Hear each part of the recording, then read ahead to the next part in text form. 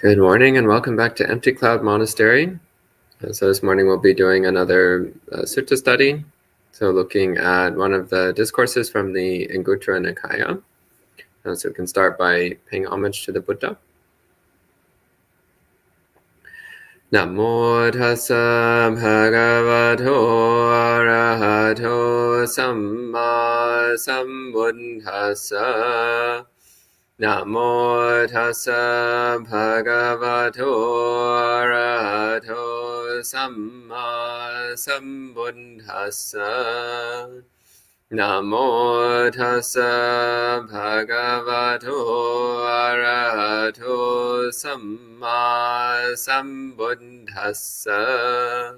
Buddhang dhammang sanghang namassami. So this morning we'll be looking at Anguttara Nikaya chapter 7, sutta number 38. So this is another discourse on Patisambhida, on discriminative wisdom.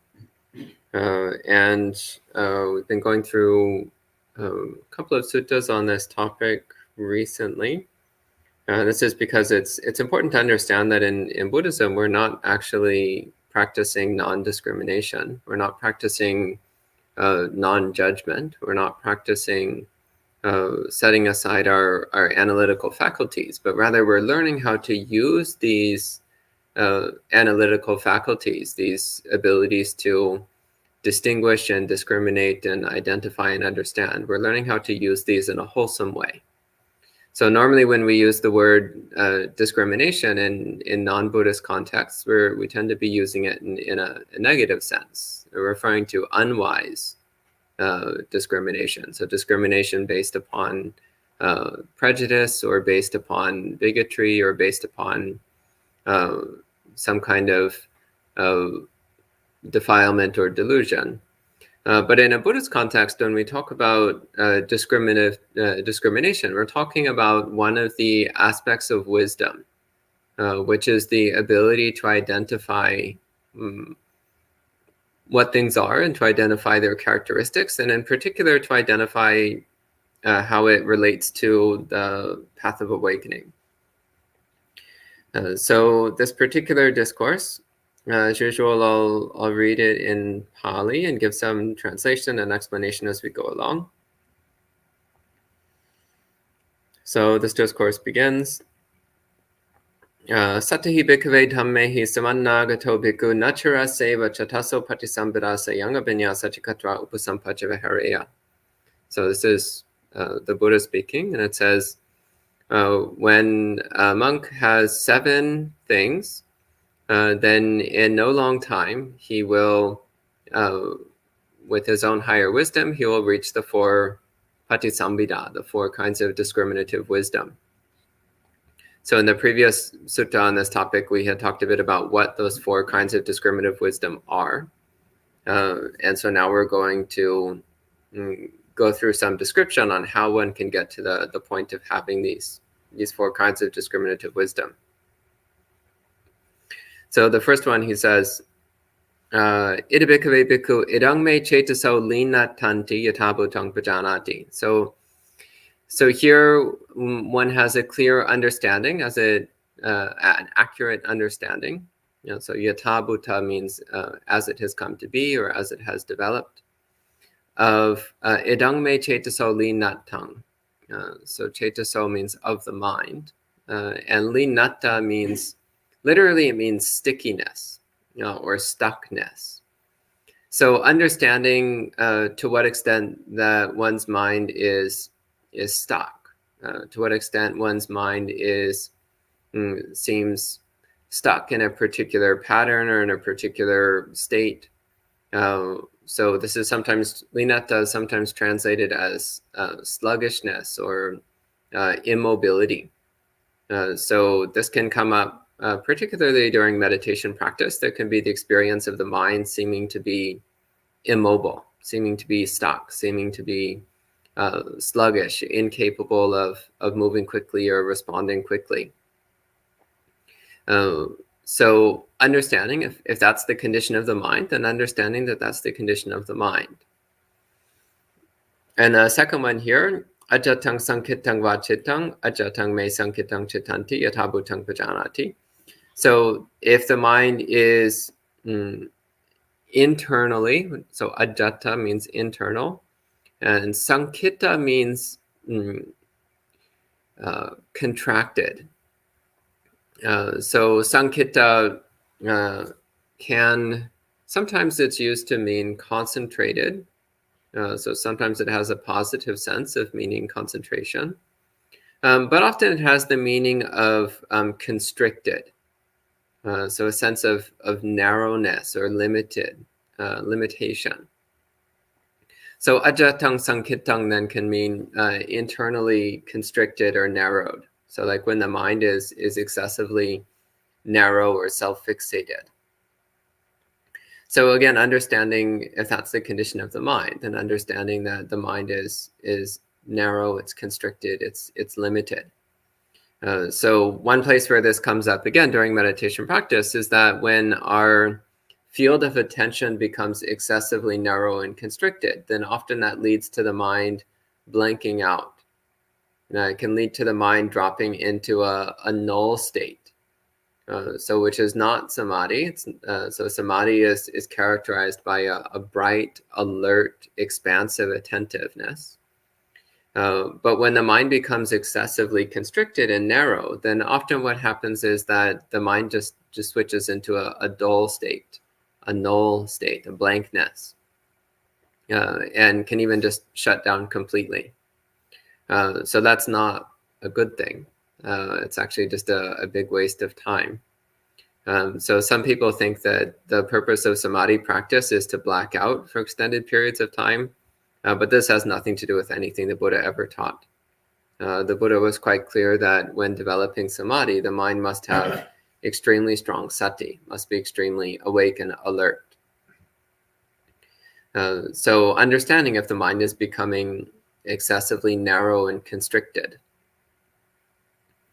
And so this usually has the sense then of fixating on something within oneself, so fixating on a mental object or experience. Then the other one, behidda vikitang vachitang, behidda me vikitang chitanti yatabhutang pajanati. This is the next one on the list. So behidda means external, and vikita means scattered. So sankita means contracted or constricted. Vikita means scattered, so it's all over the place. So bahidda vikita means scattered or distracted externally. So for example, you hear a sound and you move your attention to the sound, or you see a cat walk by and you move your attention to the cat, or you smell something and you start fixating on the smell. So this is being distracted externally. There's some kind of external sensory impression. So we see, hear, smell, taste, or touch something externally, and the mind gets distracted. It starts chasing after these sensory impressions, starts getting caught up in thinking about these various sensory impressions rather than staying with the meditation practice.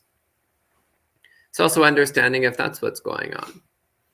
So the point of understanding these states of mind is because when we are unaware of the hindrances and obstacles of mind, then there's not much that we can do about them.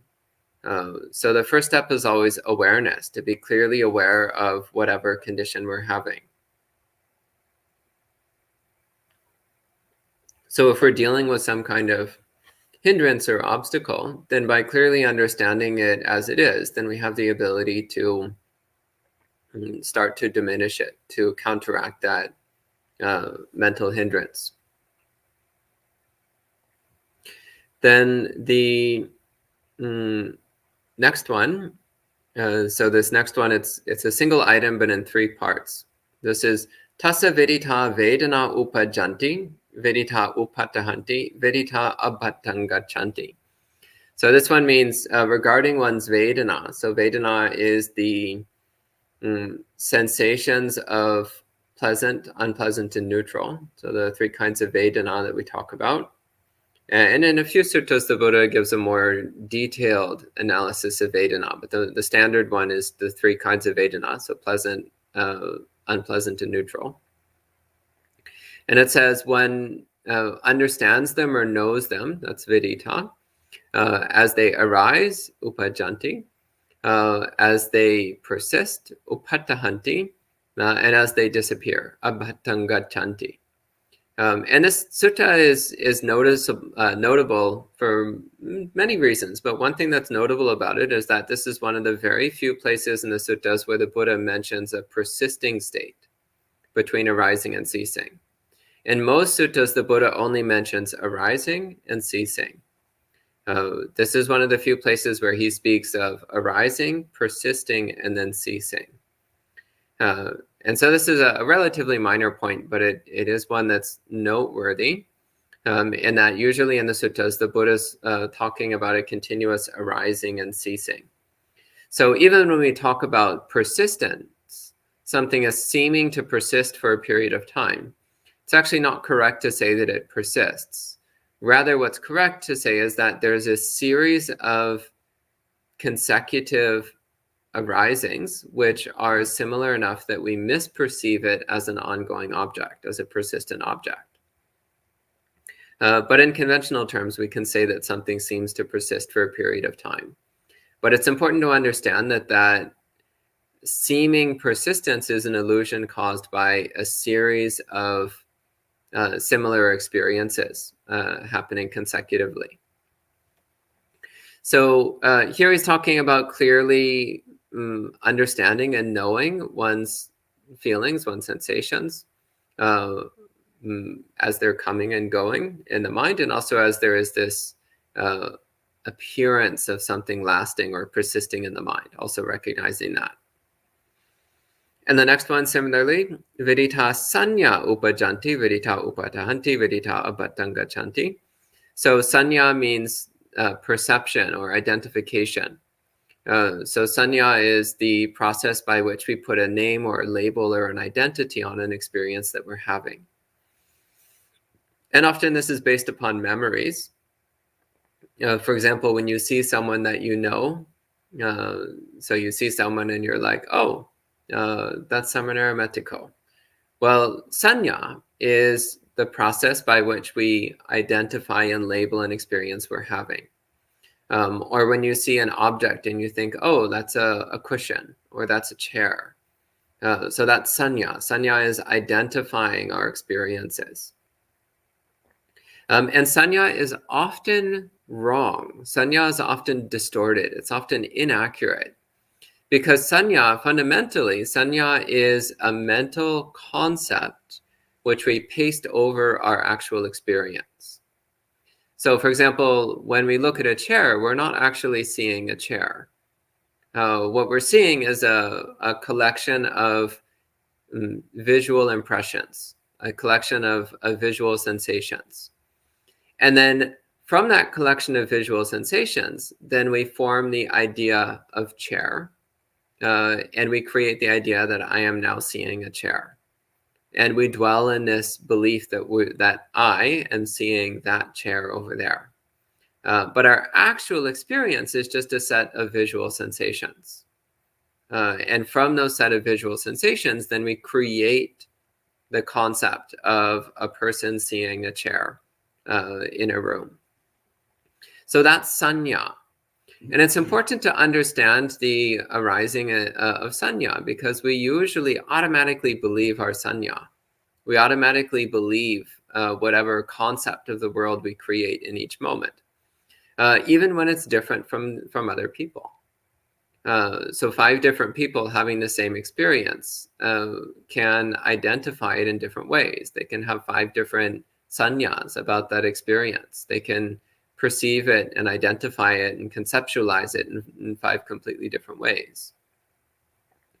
So it's good to understand the distinction between the actual experience and our sanya about that experience, our perceptual process about that experience.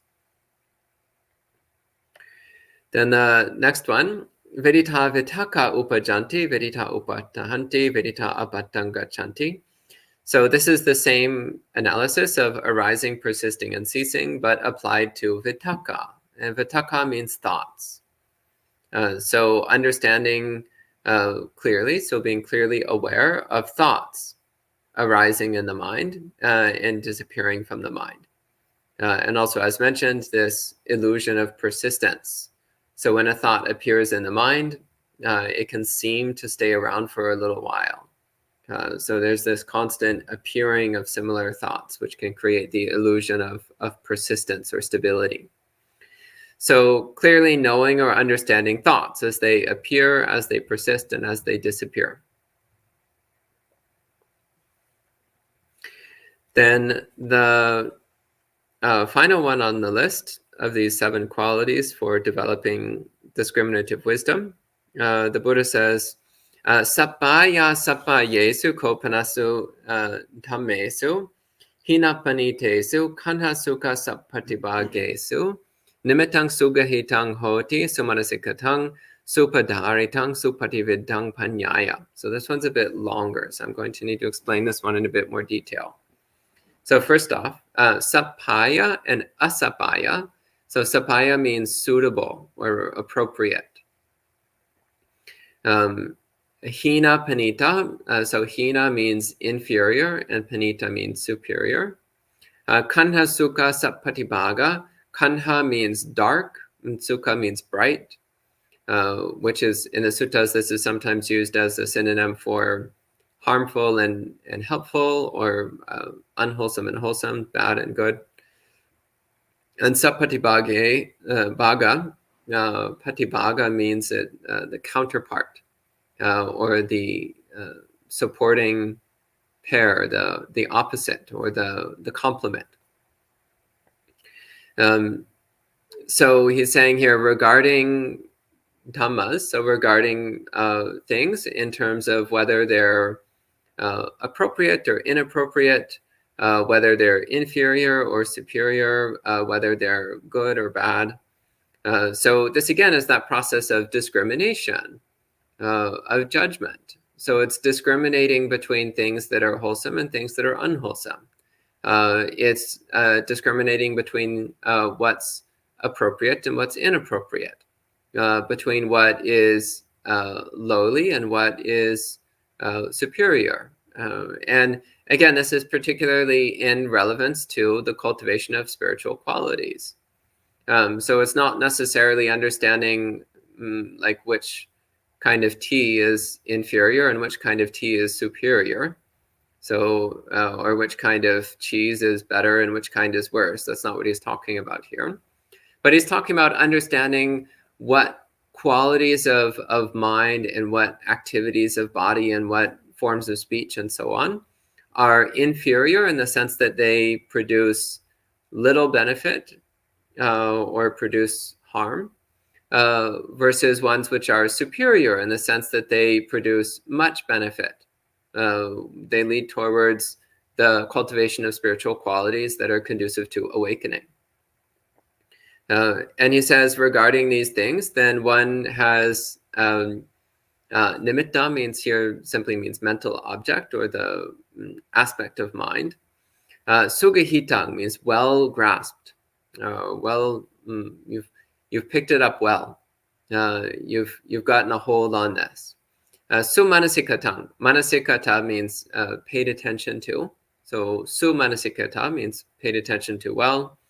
Supadarita, upadarita similarly means having brought close or held close to oneself. Supatividdhang panyaya means having pierced it with wisdom. So again, this is indicating that in understanding the relative qualities of things, so whether they're proper or improper, appropriate or inappropriate, inferior or superior, good or bad, then we have a really good grasp of this, and we constantly pay attention to these qualities of activities and aspects of mind. It's something which we always try to bring a penetrative wisdom to. So this sharp, piercing wisdom. And I think the Buddha's use of the word piercing here it's also referring to the fact that we shouldn't get stuck on the surface of things. But we should always be trying to go deep into understanding the essence of an experience, not just getting caught on the superficial appearance of things. Sometimes on the surface, something might seem good, but as we pay deeper, more subtle and refined attention to it, we might start to realize that there's some problems there, that it's a more complex situation, which might have some potential harm involved, which we need to be clearly aware of. So not getting stuck on a superficial assessment of things, but always trying to cultivate a deep, thorough assessment based upon wisdom. And again, wisdom is the wisdom which understands what leads to awakening and what leads away from awakening. What's supportive to spiritual development and what is counterproductive. So then the Buddha summarizes, Emehi kobe kave satahida mehi samanagato bhikkhu nachara seva chataso patisambhada sayanga binya satikatva upasampachavahareya. He says, so when a monk is endowed with these 7 things, then in no long time they will personally realize the 4 forms of discriminative wisdom. So that's the end of this sutta. I think we can respect the sutta at this time with 3 sadhus. Sadhu, sadhu, sadhu. At this time, I can take any questions that you might have. So first off, hello to all the people checking in online. So hello to Elenisa, Richard, Yankee, Dan, Jayanta, Melissa, Peggy, Douglas, Amaranta, Christina. Let's see, Bella, Nepale, John, Niranjan, Sud, and Bhumika. Welcome, all of you.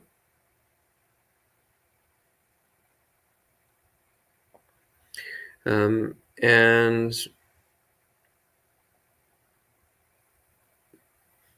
Dan says the line Behida vikitang vachatang behida me vikitanti behida me vikitang chitanti yatabutang pajanati. He says this sounds like something from the Satipatthana Sutta.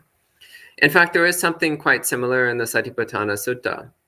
So in the Chittanupassana section, there's a section which says basically the same thing. So it's about understanding the characteristics of mind. So this is actually a characteristic of the suttas, is that the Buddha just keeps saying the same thing over and over and over again, just in slightly different ways.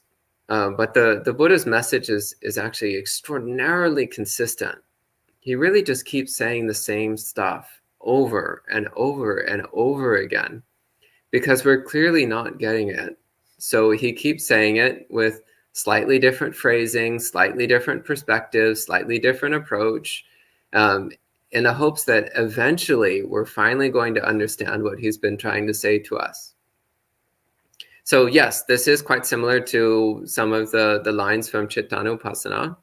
And in fact, it's pointing to the same basic principle, which is understanding the current characteristics of mind so that we know how to work with it. We know what to do about it.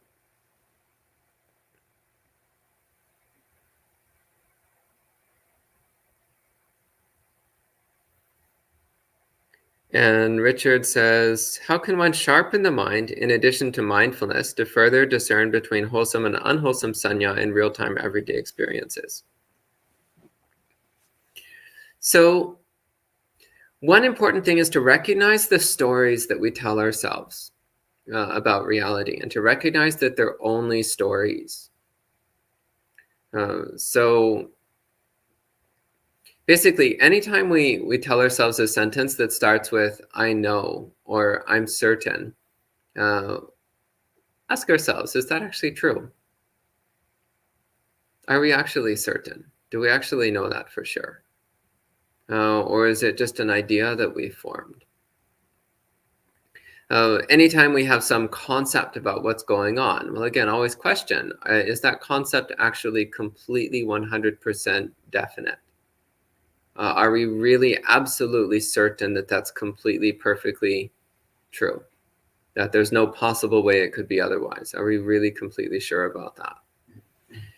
And it can be really helpful to ask other people for their perception of an experience, because often other people will have a radically different experience than we do. So one person might say, after a conversation, one person might say like, oh, that was really rude. I can't believe how inappropriate that was. And then somebody else is like, oh, I actually really appreciated how clear and straightforward the communication was.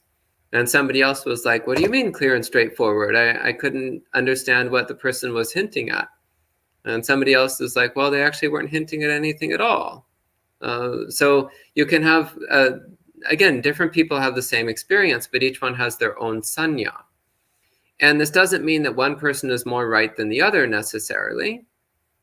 Sometimes it's actually just that different people interpret the same situation in different ways. And by understanding why each person interprets it in different ways, so again, we're all relating to things through our own particular mental framework, then it can become possible to get closer to the actuality of something, to the reality of something. So what actually is going on? And also we can understand then how, again, from one experience, there can be multiple perceptions. It's because each person is filtering it through their own mind. And ultimately, the most important thing in terms of judging wholesome and unwholesome is judging wholesome and unwholesome within our own mind, because that's actually what we have the most detailed information about, is ourselves. It's a bit more difficult to accurately judge what other people are doing. Actually, it's much more difficult. But for ourselves, we can always look at our own mind and ask ourselves, what am I doing? Why am I doing it? Is it wholesome or unwholesome?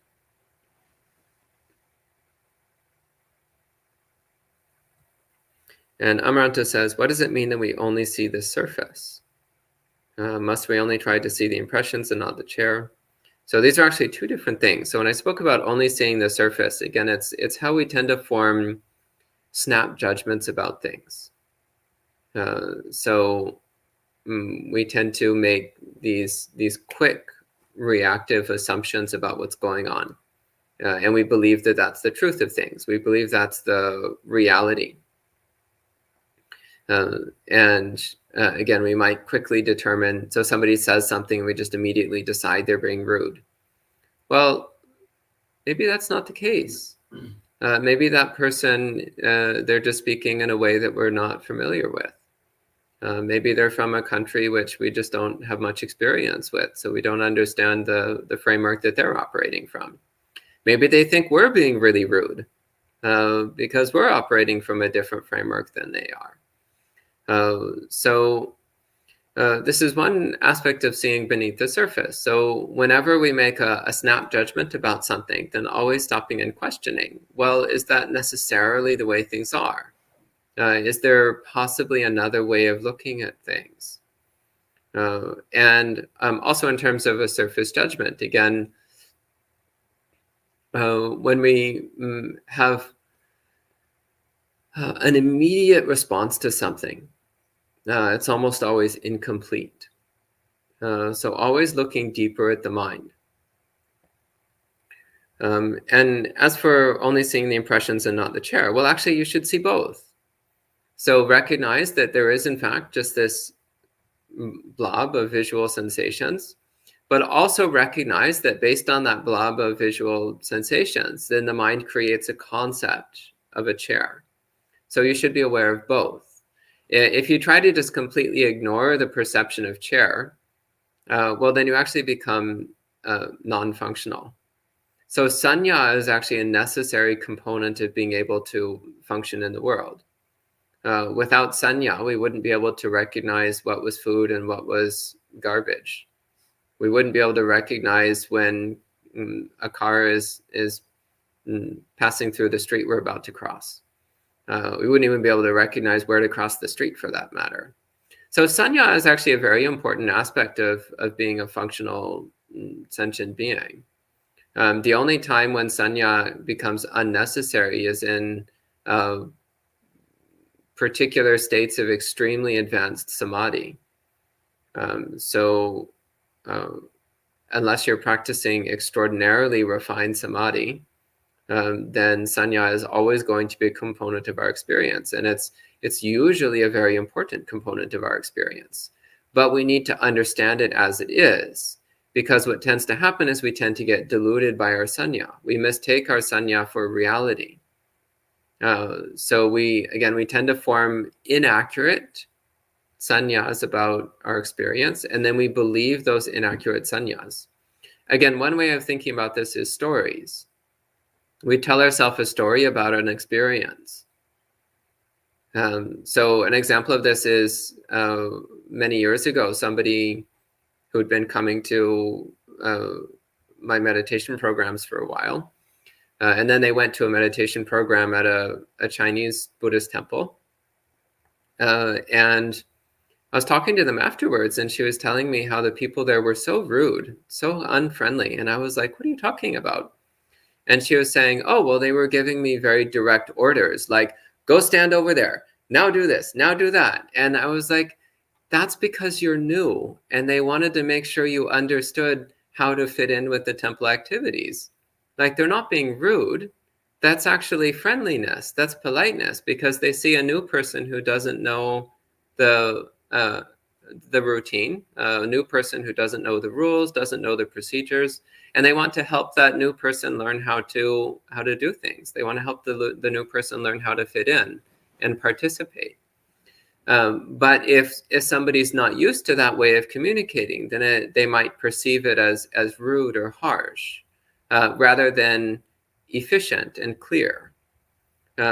Whereas somebody who really appreciates clarity and efficiency, they might actually be really happy that somebody's giving them straightforward, impossible to mistake instructions. Actually, just recently at the monastery, someone was asking, oh, well, where should I sit? And the other person was saying, oh, wherever you like. No, where am I supposed to sit? And it's like, oh, it doesn't matter. No, where am I supposed to sit? And then finally someone else was like, just sit there. And so somebody else might say, like, what are these harsh, restrictive commands, this authoritarian fascist regime? But actually, it's just like, sometimes you just need a clear, straightforward statement. Sometimes if we're too vague and open-ended, then it actually, it might seem polite in one context, but in another context, it creates confusion.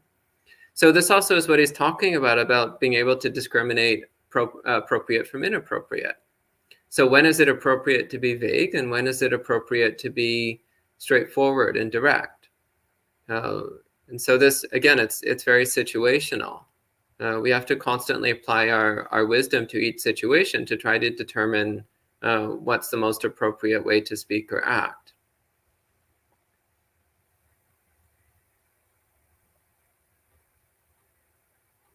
And for those who were here earlier, nobody did anything wrong. Everything was totally fine. Yeah. Okay, so next question. Dan says, apologies if this was addressed in a prior talk somewhere. What are the 4 kinds of discriminative wisdom? That was in the previous sutta study I had done on discriminative wisdom. So if you look up the last sutta talk I gave, it was on the 4 kinds of patisambhida, discriminative wisdom. And Elenisa says, how do I know that my experience or sensorial experience is beneficial and not harmful? Well, briefly speaking, the Buddha says that if something leads to an increase in the happiness and well-being of the people affected, or a decrease in the afflictions of the people affected, then it's wholesome, it's good. So if it leads to an increase in mindfulness and concentration, an increase in kindness and compassion, an increase in contentment and happiness, then it's probably wholesome. But if it leads to a reduction in those things, a reduction in mindfulness and concentration and contentment and so on, then it's probably harmful. And again, that's both for yourself and for others. And Dalai Lama's tea says, if I feel my thoughts are not wholesome, how do I correct it? Well, welcome to Buddhism. So you're in for a long and difficult journey. So recognizing that you have unwholesome thoughts is already a very important step. As for how to correct it, well, ultimately, this is what meditation practice is all about. Meditation practice is all about removing the unwholesome and cultivating the wholesome. So I would say, if you feel your thoughts are not wholesome and you want to correct them, then start going to meditation classes at Buddhist monasteries and start asking questions to Buddhist monks, asking how to meditate, tell them about what you're doing and what effect it's having, and ask for advice. And over time, you'll start to get a better sense as to how to control your thoughts, how to diminish the unwholesome thoughts, and to cultivate more wholesome states of mind. Some very direct ones, which are really helpful, is to think about the Buddha and to wish for all beings to be happy. Those are two very straightforward ways to generate wholesome thoughts. And Sheila says, is it possible that present unwholesome actions were experienced or results of past lives? So the conditions that we're experiencing now are the results of the past. But in the present, we make actions which are choices. So you always have the ability to choose what you're doing in the present moment. You're never just watching an action happen all by itself. You are choosing to do something. So the conditions that you have right now, well, that you can't change because that's the result of the past. But right now you can make choices which will affect your future conditions.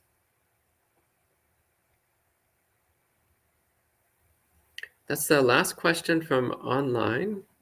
Anything from in person here? Yeah. You used the word immobility earlier. I was wondering if you could elaborate.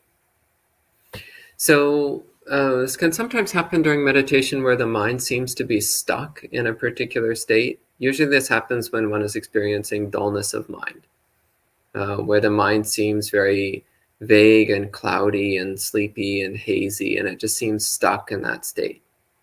Kind of like being stuck in a vat of glue. Like the mind just feels like it's filled with glue, and it's just but it's not stillness in the sense of samadhi. So samadhi, the stillness in samadhi has a bright, lively, energetic feeling to it. Like you could jump up and start running at any moment, but you're not going to because it feels so great to sit still. Like that's samadhi. Samadhi has this energetic life to it. Like the mind feels like it's on fire, but the fire is still. It's completely motionless. Maybe like the tip of a blowtorch. Or like a rod of superheated metal. Like it's energetic, but it's motionless. Whereas when the mind is in a state of dullness and torpor, again, it's more like murky, cloudy, blurry glue. Like the mind is just kind of like congealed into this sluggish, gooey mass. And that can be very challenging to work with. And I've talked on other occasions what to do to brighten and energize the mind. But you need something to start to pull the mind out of that like sticky sluggishness. So to clarify, you were talking about immobility as like sloth and torpor. Yeah. Yeah, exactly. Yeah. Okay. And it looks like that's the end of the questions. So we'll go ahead and conclude the session at this time with 3 sadhus. Sadhu, sadhu, sadhu. And we'll see you next time.